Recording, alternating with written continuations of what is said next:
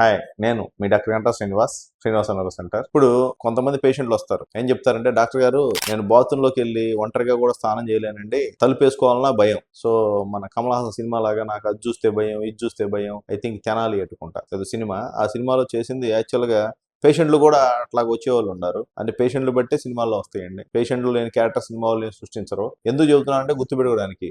Generalized anxiety disorder అంటారు. అంతా బాగా చదువుతారు, కానీ ఇట్లాగా వీడియో ముందు చెప్పాలన్నా లేదా నలుగురు ముందు చెప్పాలన్నా స్టేజ్ ఫియర్ కొంతమందికి ఉంటుంది. ఇది ఒక టైపు, అది పర్లేదు, దానికి కొద్ది చోట్ల పడతాయి. కొన్ని యాంగ్జైటీ డ్రగ్స్ జస్ట్ ప్రొపనాల్ తీసుకున్నా తగ్గిద్ది. అలా కాకుండా ఫియర్ఫుల్నెస్ అంటే ఏంటంటే ఫోబిక్ డిజార్డర్ డెవలప్ అయింది. ఆ ఫోబియాలో చాలా టైప్స్ ఉంటాయి. ఇంతకుముందు కూడా చెప్పాం మనం. అక్రోఫోబియా అంటే హైట్స్ చూస్తే చాలా మంది భయం.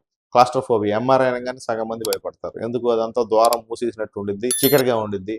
ఆ చీకట్లో క్లాస్ట్రోఫోబియా, దాంతో భయం. ఇలా రకరకాల ఫోబియాలు. హైడ్రోఫోబియా అంటే వాటర్ అంటే భయం. సో ఇట్లా వాటర్ బాడీ చూడగానే భయం, అమ్మో భయం అని అంటారు. ఇలా ఫోబియాస్ ఉంటాయి. అట్లా కాకుండా జనరలైజ్డ్ ఫోబియాస్ వచ్చి ఫోబిక్ డిజార్డర్ లాగా వచ్చి డెవలప్ అయ్యి భయం అండి డాక్టర్ గారు గుండె కొట్టుకుంటుంది, పానిక్ అటాక్స్ లాగా వచ్చి ఇట్లా వచ్చే పేషెంట్లు కొద్దిగా పెరిగారు. సో ఎందుకు పెరిగారు అంటే, చాలా మంది ఇంటర్నెట్ లో ఇన్ఫర్మేషన్ చూసి ఒకటి, తర్వాత వాళ్ళ ఇంట్లో కానీ లేదా పక్కింట్లో కానీ ఎవరికైనా సన్నగా డెత్ జరిగితే నాకు కూడా అదే వస్తుంది, నాకు కూడా అదే వచ్చిద్దేమో, అది చూపించుకోవడానికి వచ్చానండి అని వచ్చేవాళ్ళు ఒకటి. తర్వాత కొంతమంది, అంటే నేను ఈ నెలలో చూసిన వాళ్ళ గురించి చెప్తున్నాను, కొంతమంది బెట్టింగ్ అలవాటు అయ్యి ఈ బెట్టింగ్ లో సన్నగా డబ్బులు పోగొట్టుకొని తెలియకుండా పానిక్ అటాక్స్ లేకపోతే ఇట్లాగా యాంగ్జైటీ డెవలప్ చేసుకొని వచ్చిన వాళ్ళు ఉన్నారు. సో ఈ వీడియోలో మెయిన్ గా షేర్ చేయాలనుకుంది ఏంటంటే, ఇట్లాగ ఒక డిసీజ్ ఉండిద్ది, భయం అనగానే అమ్మో వీడికి ఏదో తత్తర పుట్టిందని అంతరాలు వేయటం, అది ఓకే. ఇప్పుడు భగవంతుడు ఆయన ఎప్పుడూ ఉంటాడు, మనం చేసే సాయం మనం చేయాలి, భగవంతుడు చేసే సాయం భగవంతుడు చేస్తాడు. కానీ ఇది సైంటిఫిక్ గా మనకి ఇట్లా ఉంటుంది, వీడికి ఎందుకు భయం పుట్టుకుంది, దెయ్యం పుట్టుకుంది అని కాకుండా భయం అంటున్నాడు. ఇది ఒక డిసీజ్ ఉండిద్ది.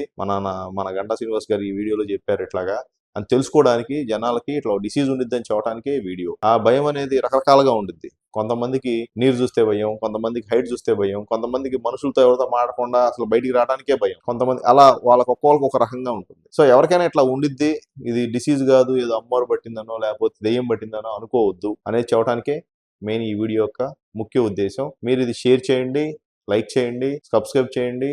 మీకు తెలిసిన వాళ్ళు ఎవరైనా ఇట్లా బాధపడుతుంటే భయంతో కానీ ఇట్లా కానీ, అంటే మన ఆచారాల సంప్రదాయాల ప్రకారం అయ్యి చేస్తారు, తాయెత్తులు కడతారు, ఓకే.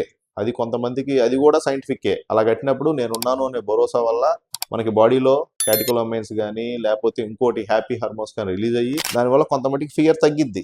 సో నేను ఉన్నాను అనే ఫీలింగ్తో దానికి ఉండిద్ది. అది పూర్తిగా మార్చలేనప్పుడు ఇంకా కొన్ని మనకి బాడీలో సెరటోనిన్ అనేవి కానీ ఇటువంటి కెమికల్స్ తగ్గడం వల్ల ఇలా ఫియర్ఫుల్నెస్ అనేది వస్తుంది. సో అలా వచ్చినప్పుడు చుట్టూతా ఉన్న ఎన్విరాన్మెంట్ ఫ్యాక్టర్స్ వల్ల వచ్చిందా, లేకపోతే మనోడికి నేను చెప్పినట్టు ఏమైనా బెట్టింగ్ డబ్బులు పోవడం, ఇట్లాగే ఏమైనా సన్నగా డబ్బులు ఎగ్గొట్టడం, ఇటువంటి ఏమైనా కారణాలు ఉన్నాయా, వీటి వల్ల వచ్చిందా, లేదా ఏం లేకుండా స్పాంటేనియస్ గానే ఫియర్ వచ్చిందా అనేది చూసుకోవాలి. వీళ్ళలో ఎక్కువ మంది, కొంతమంది హైపర్ థైరాయిడిజం ఉండటం వల్ల కూడా ఇట్లా గుండె ఎక్కువ కొట్టుకొని ఇట్లా వచ్చే ఛాన్స్ ఉంటుంది. సో పేషెంట్ యొక్క లక్షణాలను బట్టి, పేషెంట్ ఏమైతే చెప్తారో హిస్టరీలో దాన్ని బట్టి మనం అనాలిసిస్ చేసి ఎందుకు భయపడుతున్నాడు, ఎందుకు యువతతో కలవట్లేదు అనేది చూసిన తర్వాత నిర్ణయించాల్సి ఉంటుంది. Thank you.